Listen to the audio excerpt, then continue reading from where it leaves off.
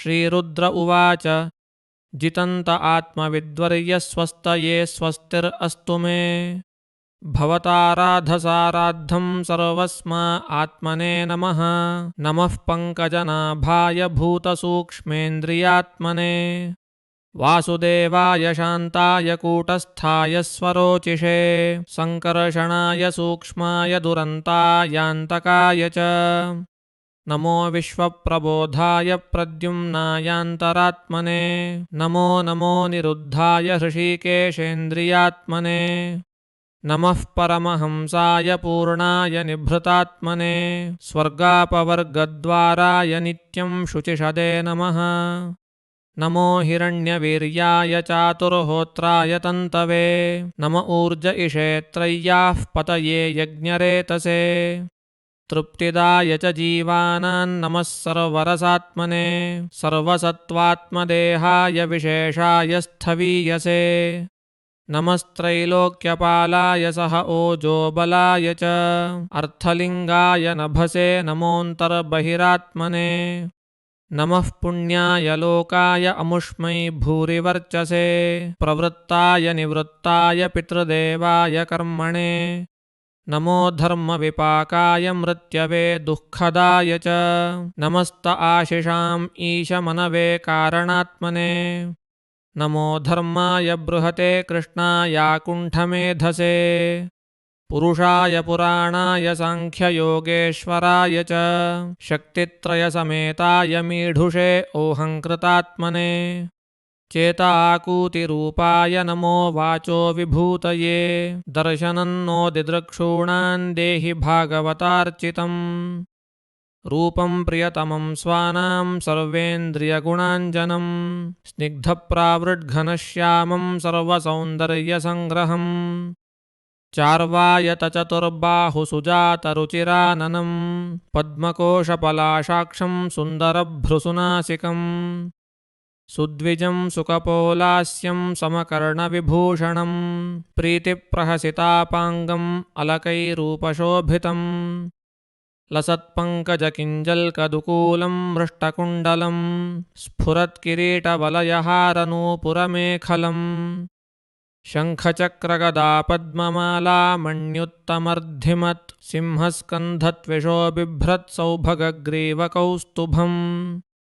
श्रियानपायिन्या क्षिप्तनिकषाश्मोरसोल्लसत् पूररेचकसंविघ्नवलिवल्गुदलोदरम् प्रतिसङ्क्रामयद्विश्वन्नाभ्यावर्तगभीरया श्यामश्रोण्यधिरोचिष्णुदुकूलस्वर्णमेखलम् समचार्वङ्घ्रिजङ्घोरुनिन्नजानुसुदर्शनं पदाशरत्पद्मपलाशरोचिषा नखद्युभिर्नोऽन्तरघं विधुन्वता प्रदर्शयस्वीयम् अपास्तसाध्वसम्पदं गुरो मार्गगुरुस्तमोजुषाम् एतद्रूपम् अनुध्येयम् आत्मशुद्धिम् अभीप्सताम् यद्भक्तियोगो भयदस्वधर्मम् अनुतिष्ठताम् भवान् भक्तिमता लभ्यो दुर्लभः सर्वदेहिनाम् स्वाराज्यस्याप्य अभिमत एकान्तेनात्मविद्गतिः तन्दुराराध्यम् आराध्य सताम् अपि दुरापया एकान्तभक्त्या को वाञ्छेत्पादमूलं विना बहिः यत्र निर्विष्टम् अरणं कृतान्तो नाभिमन्यते विश्वं विध्वंसयन् वीर्यशौर्यविस्फूर्जितभ्रुवा क्षणार्धेनापि तुलयेन स्वर्गं नापुनर्भवम् भगवत्सङ्गिसङ्गस्य मर्त्यानां किम् उताशिषः थानघाङ्घ्रेस्तव कीर्तितीर्थयोरन्तर्बहिस्नानविधूतपाप्मनाम् भूतेष्व अनुक्रोशसु सत्त्वशीलिनां स्यात्सङ्गमोऽनुग्रह एष नस्तव न यस्य चित्तं बहिरर्थविभ्रमन्तमो गुहायाञ्च विशुद्धम् आविशत् यद्भक्तियोगानुगृहीतम् अञ्जसा मुनिर्विचष्टे ननु तत्र ते गतिम् यत्रेदं व्यज्यते विश्वं विश्वस्मिन् अवभाति यत्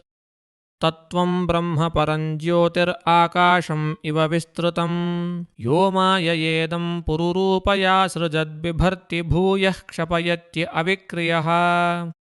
यद्भेदबुद्धिः सद् इवात्मदुःस्थया त्वम् आत्मतन्त्रं भगवन् प्रतीमहि क्रियाकलापैरिदं एव योगिनः श्रद्धान्विताः साधु यजन्ति सिद्धये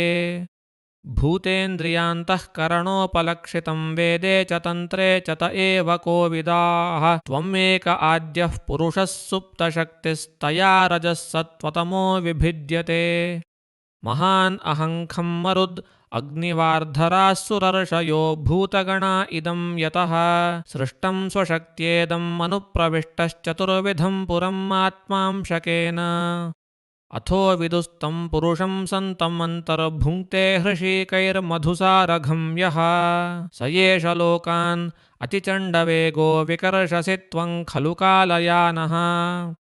भूतानि भूतैरनुमेयतत्त्वो घनावलीर्वायुरिवाविषह्यः प्रमत्तम् उच्चैरिति कृत्य चिन्तया प्रवृद्धलोभं विषयेषु लालसम्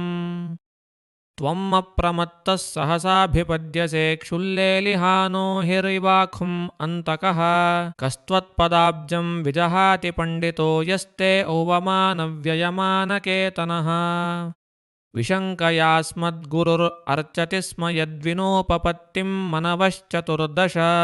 अथ त्वम् असि नो ब्रह्मन् परमात्मन् विपश्चिताम् विश्वं रुद्रभयध्वस्तम् अकुतश्चिद्भया गतिः। हरे कृष्ण कृष्ण कृष्ण हरे हरे हरे राम राम राम हरे हरे।